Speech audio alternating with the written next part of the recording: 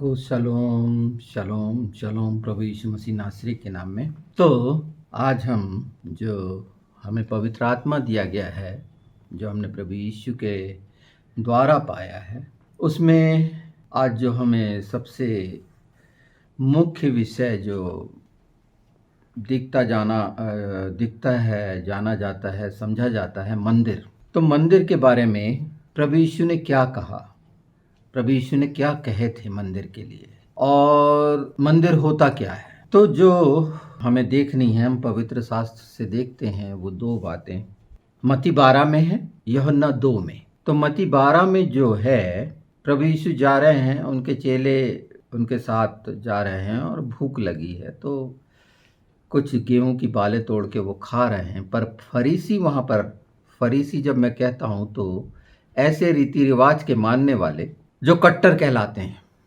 वो फरीसी जो यहूदियों के बीच में से हैं, किसी अन्य धर्म या जात की यहाँ पर कोई भी बात नहीं है, यहाँ यहूदियों की बात हो रही है। और प्रभु यीशु अपने चेलों के साथ जा रहे हैं, और वहाँ जब बोला जाता देख तेरे चेले, तो प्रभु यीशु वहाँ पर जो जवाब देते हैं कि क्योंकि वो सबत का दिन है, सबत का पवित्र दिन, एक विशेष दिन, पर वहाँ जो जवाब दिया जाता है प्रभु यीशु के द्वारा कि मंदिर की जो रोटी है याजक लोग ही खा सकते हैं, और कठिन समय में वो खिलाई गई थी, इसे आपे पढ़ना होगा।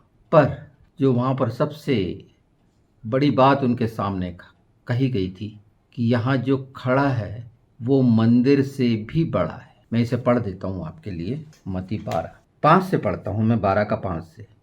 या क्या तुमने व्यवस्था में नहीं पढ़ा कि याजक सब्त के दिन मंदिर में सब्त के दिन की विधि को तोड़ने पर भी निर्दोष ठहरते हैं? पर मैं तुमसे कहता हूँ कि यहाँ वह है जो मंदिर से भी बड़ा है। यदि तुम इसका अर्थ जानते, मैं दया से प्रसन्न होता हूँ, बलिदान से नहीं, तो तुम निर्दोष को दोषी न ठहराते।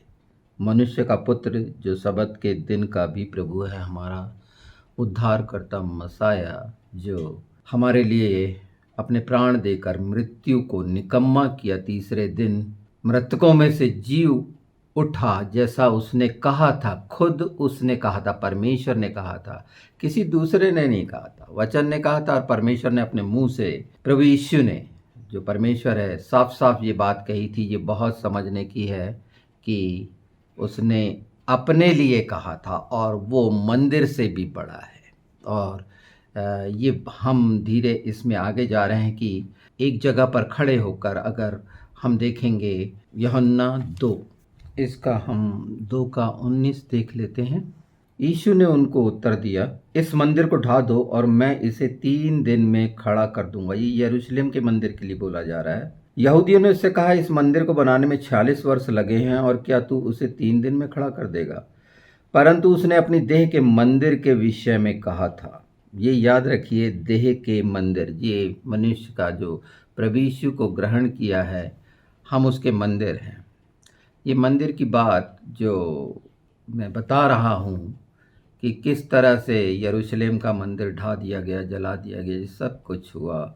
और ये भी शब्द आया कि यहाँ पर पत्थर बाकी नहीं रहेगा। अगर हम उन रेफरेंसेस को देखें, पर इसके पहले देखें तो 13 से, तो यहाँ पर प्रभु यीशु साफ बोलते हैं कि मंदिर को तुमने कबूतर बेचने का, ये इसके अर्थ मसीह लोग अच्छे से जानते हैं, व्यापार करने का। वहाँ पीढ़े पलट दी, वहाँ पर व्यापार हो रहा था, और प्रभु यीशु बोलते हैं तुमने मेरे परमेश्वर के घर को, मेरे पिता के घर को डाकुओं की खो बना दी। ये डाकुओं की खो हमारे जीवन में बनी हुई तो नहीं, क्योंकि हम उसके मंदिर हैं। जब हम कहते हैं कि हम उसकी याजक हैं और अधिकार दिखाते हैं कि हम सबत के, हमारे द्वारा सबत नहीं टूटता, हमारे द्वारा हम सबत के दिन भी वो कर सकते हैं जो प्रभु यीशु ने कहा, यहूदियों के हिसाब से नहीं कि अगर गधे को भी पानी ना पिलाएं। तो कहने का जो मंदिर का विषय जो इतना गंभीर विषय है, बड़ा संवेदनशील होता है। जहाँ कोई भी आराधना करता है,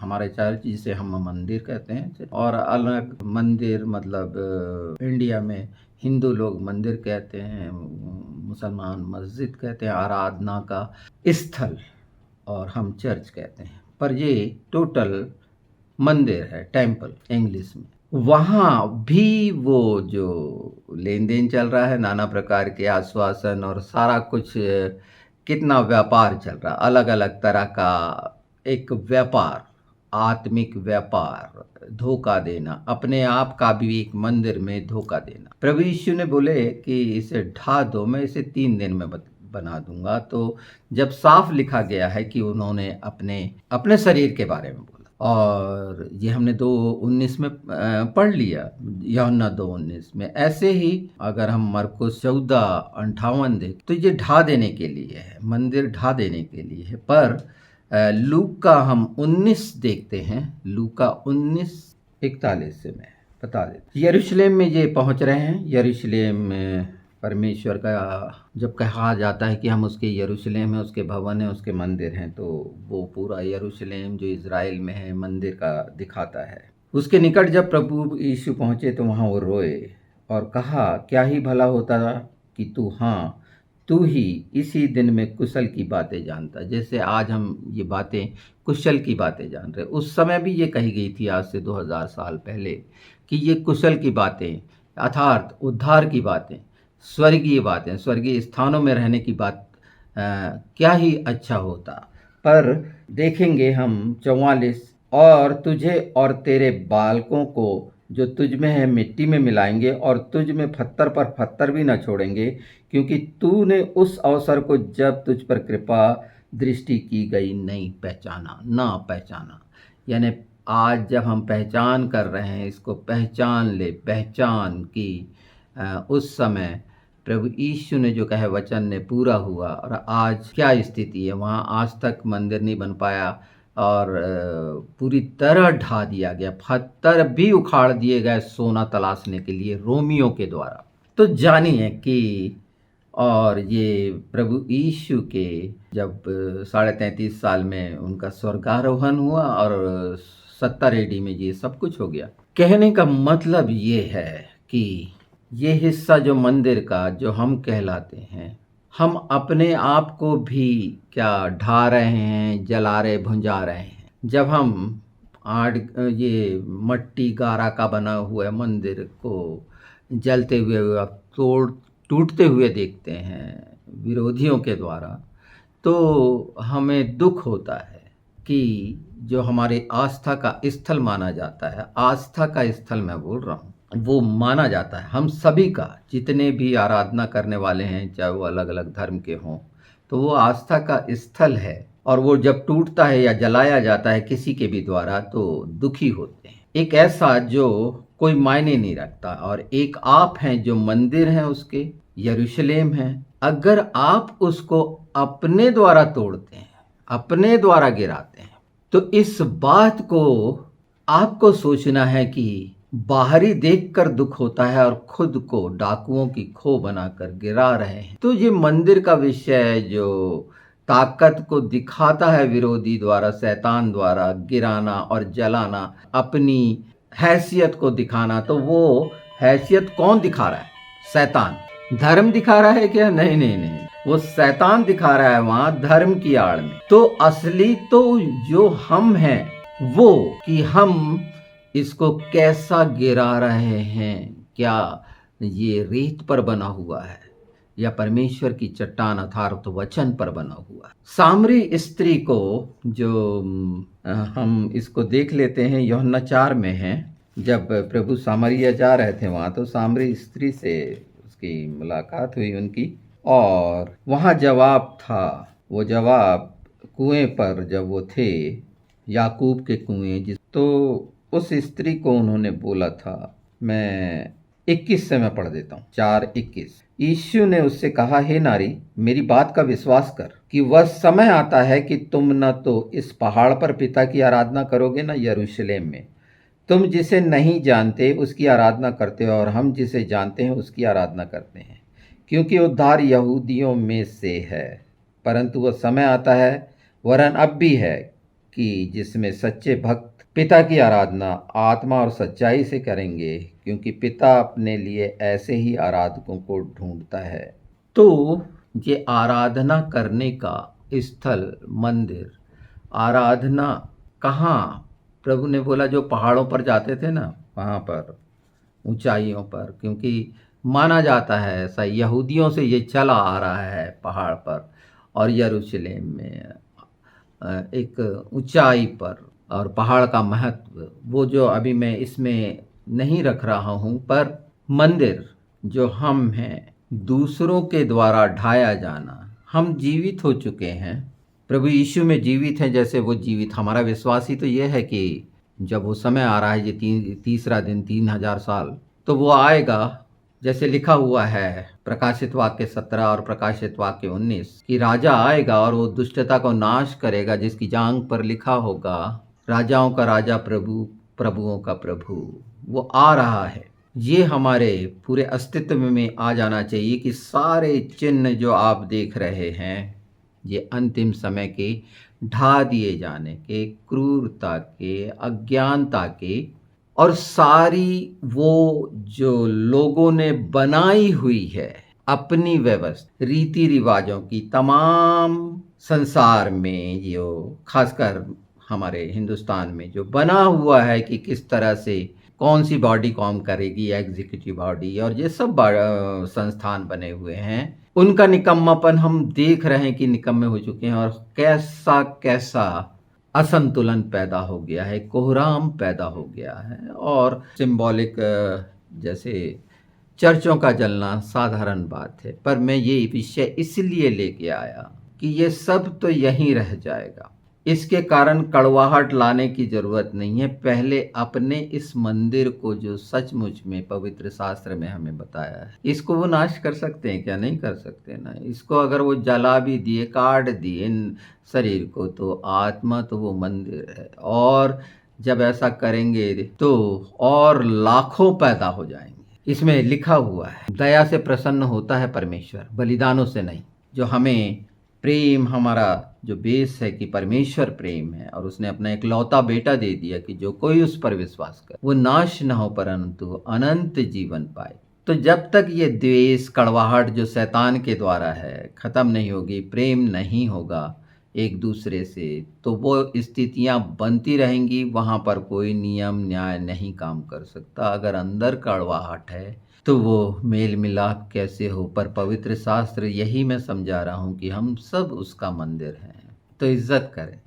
जैसे हाथ के बनाए हुए मंदिर की कैसी इज्जत करते हैं, वहाँ कैसी साफ सफाई करते हैं, कैसे जाते हैं, कितने आदर से जाते हैं। तो हम एक दूसरे से जो मिलते हैं उतने ही आदर के साथ वो ही हमारे आचरण से, चरित्र से प्रकट होना चाहिए, क्योंकि हमारे जीवन में सृष्टि रचयिता परमेश्वर है। और जिसके नहीं है तो वो अंधेरा और शैतान वैसे काम करेगा। आप चेक कर सकते हैं अपने आप को कि आपके तमाम आचरण से क्या प्रकट हो रहा है।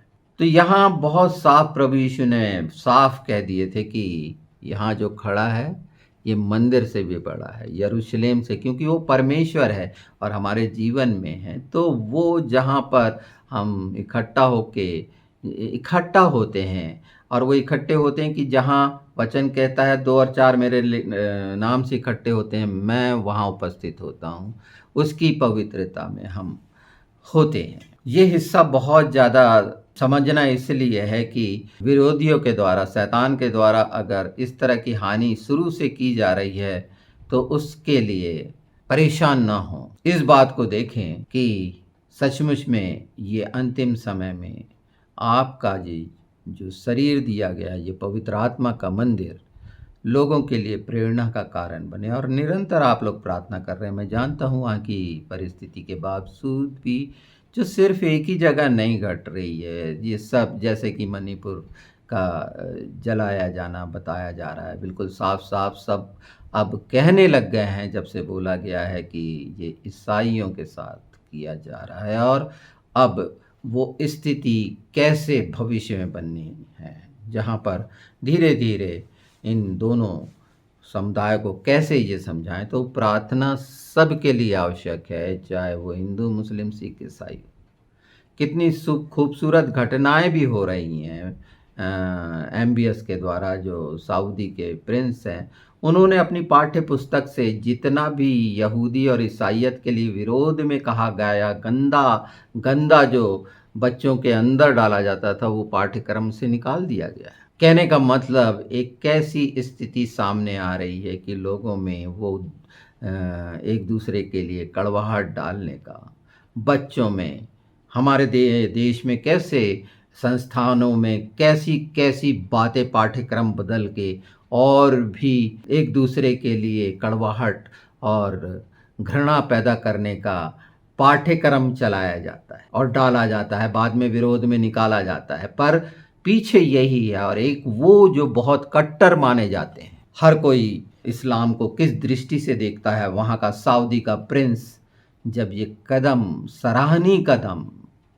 मानव जाति के लिए उसने उठाया, हो सकता है उसमें कुछ इस्लाम विरोधी लोग उसको गलत ठहरा रहे हों, पर मनुष्य के लिए, इंसानियत के लिए वो कितना सुंदर कदम उसने आगे, और बहुत सारा मेल मिलाप हो रहा है इजरायली और सारी चीज़ों का। हमारे देश में मेल मिलाप की जगह एक दूसरे को बांटना, और इसके लिए बहुत सरल उपाय हैं कि हम ये बताना शुरू करें, किसी पर दोष लगाने की जगह। हम जानते हैं जब मनुष्य शैतान के हाथ में होता है, ताकत के हाथ में होता है, तो उसके क्रियाकलाप वैसे ही होते हैं जैसे हम यहाँ पर जो रूलर पार्टी है उसमें प्रत्येक प्रतिनिधि के द्वारा देख रहे हैं। तो ये इसमें कोई आश्चर्य की बात नहीं, पर एक जो सर्कल है वो पूरा होता है और वहीं जाके वो स्थिति में जाता है जब पश्चाताप का भी समय नहीं होता।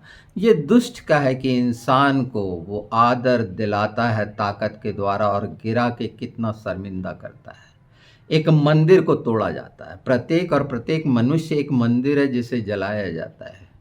वो जलाने वाले भी कुछ सोचें जो अपने आप को जला रहे हैं, अंदर उनके अंदर कहाँ शांति, कहाँ है? एक आग भड़क रही है बस विरोध की और बुराइयों की, कोड़ का मवाद उनके अंदर भरा हुआ है। उनके जो दांत हैं बरछी हैं, उनकी जबान कठार है, कैसा बोलते हैं कड़वाहट, कैसी आंखें चढ़ाकर कैसा कैसा मनुष्य के साथ व्यवहार करते हैं। जैसे एक कुत्ता किसी पर गुर्राता तो कैसे दांत पूरे निकल जाते हैं, उसकी आंखें कैसी हो जाती, कैसा उसका पूरा स्ट्रक्चर।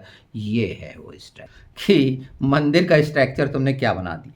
तो आज ये अगर करते हैं तो हमारे साथ ऐसा करने वालों को आशीष दे, बाइबल में लिखा हुआ है, और वो बातें पूरी हो गई। हाँ, वो इकट्ठे होते हैं, पर इसका ये मतलब नहीं, यहाँ पर हमारे लिए, स्वयं के लिए कहा जा रहा है कि हम उसके मंदिर। घटनाएं बहुत भयानक हो रही हैं, निकम्मापन दिख रहा है, अब लोगों ने बोलना शुरू करा है। इसके पहले के वीडियोस में मैंने बहुत सारी बातें बताई हैं इस संबंध में, पर मंदिर इस समय बहुत मुख्य है कि इस बात को समझ लेंगे तो उस बात का दुख जो होता है प्रत्येक का, कि हम कोई चीज़ बनाते हैं और उसको कोई आकर नाश करता है, तो निश्चित होता है। तो ये बातें उनके लिए भी जब उनके कानों में पहुंचेगी, निश्चित पहुंच भी रही है, मैं जानता हूं, तो वो लोग अपने लोगों को संभालेंगे और जानेंगे कि वो खुद भी जो मानते हैं कि इस बात के कारण उनके पर्दे हटे, उनका अंधेरा हटे, आँखों का अंधापन हटे, और वो भी जैसे चाहते हैं खुद को भी एक शानदार व्यक्तित्व बनाना। निश्चित प्रभु यीशु की पनाह में आए, वचन की पनाह में आए, परमेश्वर की पनाह में आए। ईसाइयों की नहीं बोल रहा हूँ मैं, उसकी संतान बन जाएं, और ये सब चीज़ें जो बंधुआई की, जिस बंधन में हो, रीति रिवाज की, जैसे मैंने फरीसी का पढ़ के सुना दिया था कि वो शब्द के लिए कितने कठोर थे और प्रभु यीशु ने जवाब दिया। तो परमेश्वर ने हमको सबसे सर्वोत्तम कृति मनाया है आराधना के लिए, कि हम उसकी आराधना करें, और जब तक हमारे जीवन में वो नहीं होगा, हम एक अच्छे आराधक कैसे बन सकते हैं आत्मा और सच्चाई से करने वाले। इस बात को ध्यान देना बहुत ज़रूरी था, और इसके लगभग मैंने वो सब सामरी स्त्री का भी बता दिया कि जब कहा गया कि कहाँ पर करेंगे, अवसर को पहचान लो, जो कहा गया है अवसर को पहचान लो, क्योंकि सब चीज़ ढा दी जाएंगी, कुछ बाकी नहीं रहा, जमीन 2 गज हो जाएगी, और हर मनुष्य का भी जैसे एक बार जन्म लेना है, वैसे एक बार उसका शरीर का मरना है, पर आत्मा का न्याय है। उन परिकल्पनाओं में जिनके प्रमाण नहीं मिलते, उन बातों को एक कट्टर अंधभक्त के जैसा, मैं बिल्कुल अंधभक्त हूँ प्रभु यीशु का, और आप सबके सामने प्रमाण है, जहाँ मैं रहता हूँ सबके लिए सामने प्रमाण है कि हाँ, पर वो वचन का धन्य है वे जो बिन देखे विश्वास करते हैं। पर इसका मतलब नहीं कि जो मनुष्यों पर, मनुष्यों के खो बनाना अपना सारा कुछ, जो बदल जाना है, ख़त्म हो जाना है, फिर क्या शर्मिंदा होगे। उसके पहले सतर्क हो जाओ आप सब, और आस्थाओं पर आक्रमण मत करो, बल्कि एक दूसरे को संभाल लो, सच्चाई बताओ। किसी के दोष निकालकर बुराई बताने की जगह अपनी अच्छाई अपने आचरण और चरित्र से दिखाओ कि सचमुच में आप उसका मंदिर हैं, पवित्र आत्मा का और परमेश्वर का भवन है। तो जब ये हिस्से समझ जाओगे, जो सांसारिकता के दिखावे के हैं, जो डाकुओं की खो बनी हुई है, और व्यापार नाना प्रकार का है, वो अपने अंदर मत, वो अगर अपने अंदर बन गया तो मंदिर का महत्व नहीं समझ पाओ। प्रभु शीघ्र आ रहा है, बहुत जल्दी, इसलिए क्योंकि उसका स्वर्ग का राज निकट है। ये मैं जगाने का काम कर रहा हूँ, चेता रहा हूँ, सावधान कर रहा हूँ। ये घटनाएं इससे भी भयानक घटेंगी, क्योंकि पवित्र शास्त्र में जितने अमालेकी, हित्ती और जितने अमोरियों के द्वारा आक्रमण करने का जो स्वभाव शैतान का है शुरू से, वो इनके अंदर दिखेगा। पर वो हारा हुआ है हमेशा का, लज्जित होगा विश्व की नज़र में। और ये लोग कुछ जो थोड़े से हैं, बिल्कुल जो विश्व की तुलना में कोई मायने नहीं रखते, ये लज्जित करा रहे हैं मेरे देश को, और ये धर्मनिरपेक्षता को, संविधान को कुचलने का काम कर रहे हैं, तोड़ने का काम कर रहे हैं। और तमाम संस्थान कैसे हैं? हाँ, आप सब अगर पूरी सच्चाई से इन बंधनों से हटकर और छोटे बड़े से हटकर एक इंसान के साथ एक इंसान जैसा व्यवहार करने लगोगे, तो ये सब बदल जाएगा। ये अपराधी प्रवृत्ति खत्म हो जाएगी। हरा आप सकते हैं, साथ हो। ये कृपा का समय है, उसको इसको पहचान लो, नहीं तो परमेश्वर के विरोधी बनकर, जो भजन संहिता 35 में कहा गया है, जब वो अपना क्रोध प्रकट करेगा तो कोई भी ठहर नहीं पाएगा। इतना भयानक हो जाएगा, वो सब घटित हो जाएगा जो 35 में स्पष्ट लिखा हुआ है भजन संहिता। मैं आप सब के लिए फिर एक बार चाहता हूँ इस बात को कि मंदिर शब्द को जो आपने जगह दी है अपने अस्तित्व जहन में, इसकी पूरी सच्चाई को जानो और स्वयं एक शानदार मंदिर बन जाओ। तो इनके द्वारा किया जाने वाला सारा कुछ, जिसका नतीजा और जो भयानक भयानक युक्ति, इससे भी भयानक कर सकते हैं, इनसे कोई उम्मीद मत रखो। मैंने पिछले समय बोला था, जब नीचता का आदर होता है जो हो रहा है और उसका परिणाम देखकर दुखी है हर कोई, तो दुष्ट अकड़ते फिरते हैं। तो दुष्ट आप कैसे ललकार के और कैसा कर रहे हैं वो, जो उनकी सभ्यता और संस्कृति भी नहीं सिखाती, जिस पर उनको इतना अभिमान था, वो सब उन लोगों ने अपने पैरों के नीचे उन्हीं के लोगों ने रौंदा है और रगड़ रहे हैं और शर्मिंदा हो। ऐसा सब में है, सिर्फ उसमें ही नहीं है। हाँ, सुधार की हर जगह आवश्यकता है, पश्चाताप की हर जगह आवश्यकता है, और ये सब नम्रता से होगा, दिखावे से नहीं, बहुत सारी बुद्धिमानी से नहीं, सच्चाई से होगा, ईमानदारी से होगा कि हम एक दूसरे के लिए सच्चे और ईमानदार हों। बुराई को अलग कर दो, वो शैतान के द्वारा है। तो मैं चाहता हूँ कि सब अपनी प्रार्थनाओं में सिर्फ दूसरों के मंदिर, मस्जिद, चर्च की नहीं, स्वयं अपनी भी वैसे ही रक्षा करो जैसे शरीर की करते हो। कैसे तैयार होते हैं, करते हैं, वैसी तैयारी उस मंदिर की साफ सफाई की करो। किसी आस्था को ठेस मत पहुंचाओ, चाहे वो उनकी सच हो या झूठ हो। समय सब प्रकट कर देगा, प्रकाश में सब आ जाएगा। उसके लिए एक मनुष्य के प्रयास से, बोलने से नहीं होगा, परमेश्वर की मर्जी से ये समय को बदलने में वो ही सक्षम है, और सब उसकी अधीनता में है, जो हमारे प्रभु यीशु मसीह नासरी हैं। उसका वादा सच्चा है। ग्रहण कर लो।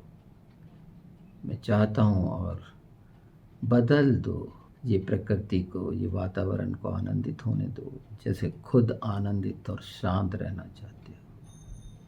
हर चीज़ जीवित प्रभु ने बनाई है, उसका आदर करो। अगर सचमुच में करोगे तो निश्चित प्रेम को साबित करोगे। यीशु के नाम में सबको शलोम शलोम।